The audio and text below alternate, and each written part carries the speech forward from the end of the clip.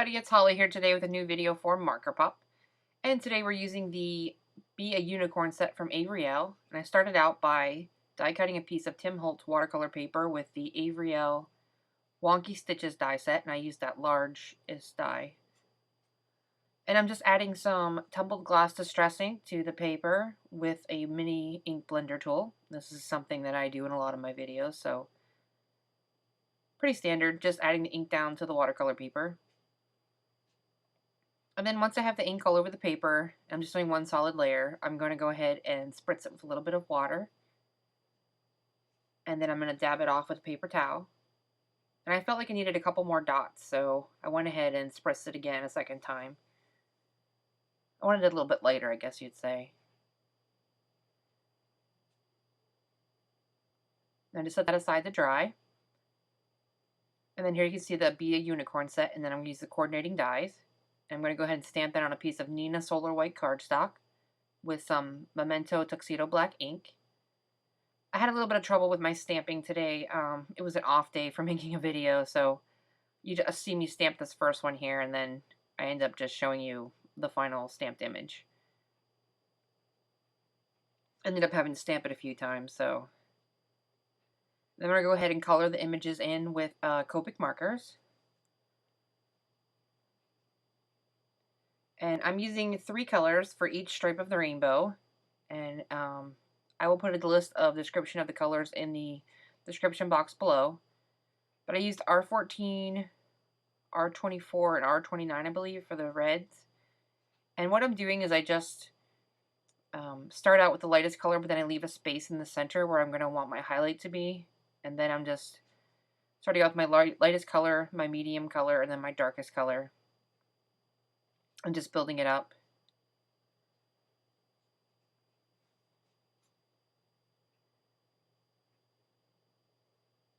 And then once I have all the colors of the rainbow colored in, I'm going to go ahead and add a little bit of clear Wink of Stella. I'm going to use the green, red, and the clear. One thing I did notice about the Wink of Stella pens is the darker colors will add a little bit of color to your image. So if you just wanted a sheer amount of color, you just want to lightly use it. And so what I do is I put the red, for example, if I'm going over Copic coloring, I go into the darkest part of my red, and then really fast, before letting it dry, I go back in with the clear and kind of blend out the edges of the red. And I did that here with the red and the green, just for a little depth of color, and then I went in with the clear on the other parts of the rainbow, just for a little bit more sparkle. And then for the clouds, I colored them in with C0 and C1. And then on my unicorn, I'm using the same Ys, Y11, Y13, and Y18 for the horn and the little lightning bolt on a little behind there. And I'm just creating a pink mane with R20, R21, and R22.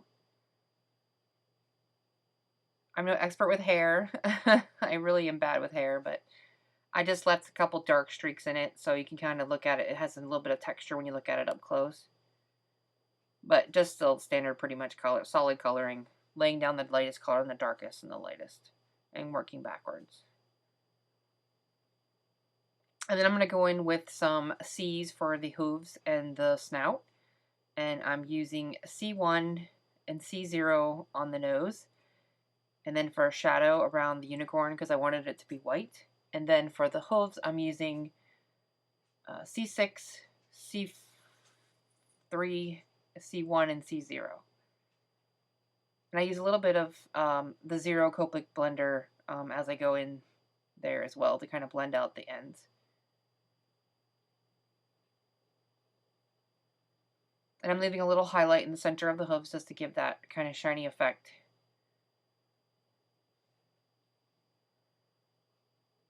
And then I'm going to add some clear Wink of Stella to the horn, the hair, and the little lightning bolt.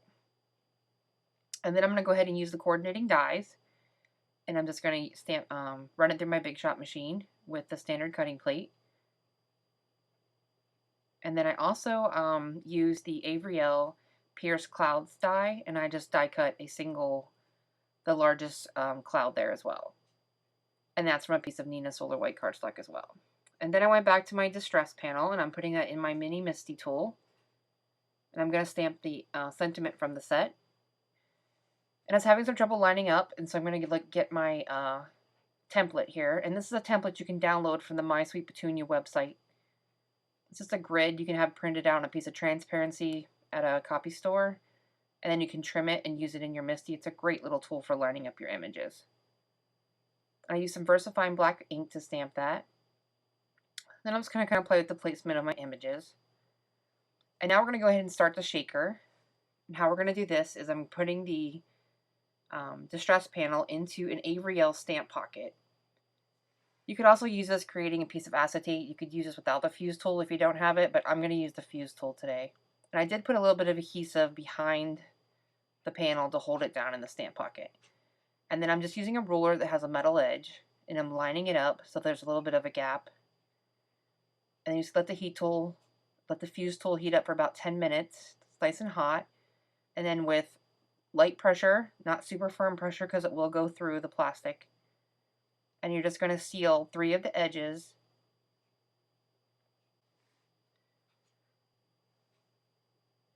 So once you have your 3 edges sealed, you're going to go ahead and add in your shaker mix. And you can use any kind of shaker mix you want to create, or a pre-made shaker mix, whatever you want to do.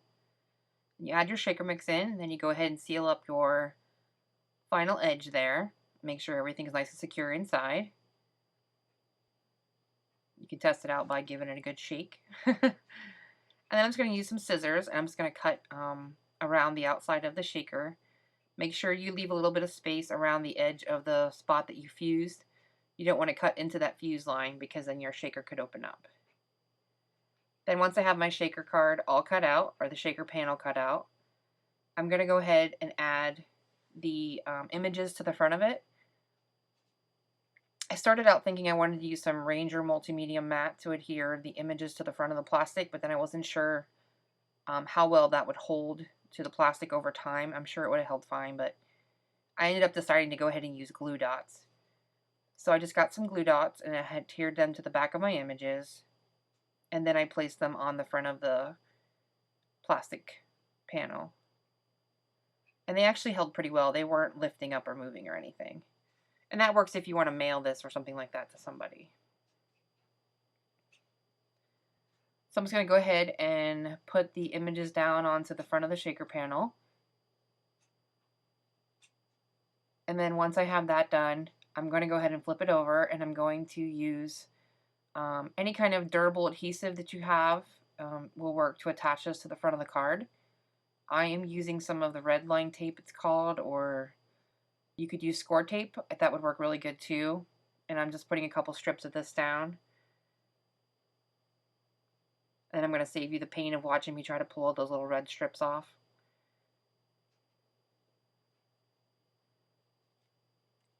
So once you have the tape down and you pull your strips off, you're just going to go ahead and apply it to the front of a white card base. I'm using a 110-pound piece of Neenah Solar White. I'm just attaching it down, and it leaves a very small white border around the front there. And this leaves you with a not super thick shaker card you can put in the mail easily, and everything's in there nice and secure. So that's it. Thanks for watching, you guys, and I will see you soon. Have a great weekend. Bye-bye.